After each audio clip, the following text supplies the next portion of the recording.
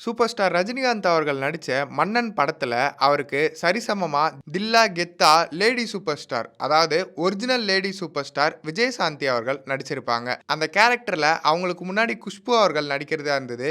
ஏன் விஜயசாந்தி அவர்கள் அந்த கேரக்டர் நடிக்கிறதுக்கே குஷ்பு அவர்கள் தான் காரணம். இந்த மாதிரி இன்ட்ரெஸ்டிங்கான கண்டென்ட் பார்க்க சினிமா போகன் சேனலை சப்ஸ்கிரைப் பண்ணுங்க. பி வாசு இயக்கத்துல பிரபு குஷ்பு நடிச்ச சின்ன தம்பி படம் மெகா ஹிட்டா ஓடிட்டு இருந்தப்போ ரஜினி அவர்களை வச்சு மன்னன் ஒரு படத்தை சிவாஜி அவர்களோட ப்ரொடக்ஷனில் பி வாசு டைரக்ட் பண்ணுறாரு. அப்போது ரஜினிக்கு ஈக்குவலாக வர ஃபீமேல் கதாபாத்திரத்துக்கு முதல்ல அவர் மனசில் இருந்த உருவம் குஷ்பு அவர்கள் தான். அதனால் அந்த படத்தோட கதையை நேராக குஷ்பு அவர்கள்கிட்ட போய் சொல்கிறாரு.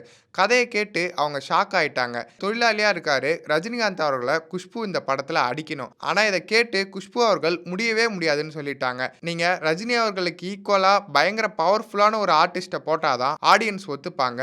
நான் ரஜினி சாரை அடித்தா ஆடியன்ஸ் ஒத்துக்க மாட்டாங்க, தேட்டர் ஸ்க்ரீனையே கிழிச்சிருவாங்க. ஏன்னா ரஜினிகாந்தின் ரசிகர்கள் அந்த அளவுக்கு அவர் மேலே பற்றா இருப்பாங்கன்னு சொன்னதும் வாசு அவர்களுக்கும் அது கரெக்டுன்னு பட தெலுங்குல அப்போ கொடிகட்டி பறந்த விஜயசாந்தி அவர்களை அந்த கேரக்டருக்கு ஃபிக்ஸ் பண்ணாரு பி வாசு அவர்கள்.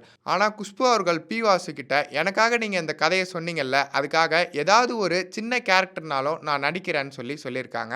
அதுக்கு இந்த படத்திலேயே அவங்க விஜயசாந்திக்கு பிஏவாகவும் ரஜினியோட லவ்வராகவும் சில சீன்களும் ஒரு டூயட் சாங்கும் இந்த படத்தில் பண்ணியிருப்பாங்க. இந்த விஷயத்தை பற்றி இயக்குனர் பி வாசு பேசுகிறப்போ குஷ்பு என் படத்தில் அதிகமாக நடிக்க காரணம் அவங்க கிட்ட ஈகோ இருக்காது, படம் நல்லா வரணும்னு பயங்கர டெடிகேட்டடாக ஒர்க் பண்ணுவாங்கன்னு சொல்லியிருக்காரு.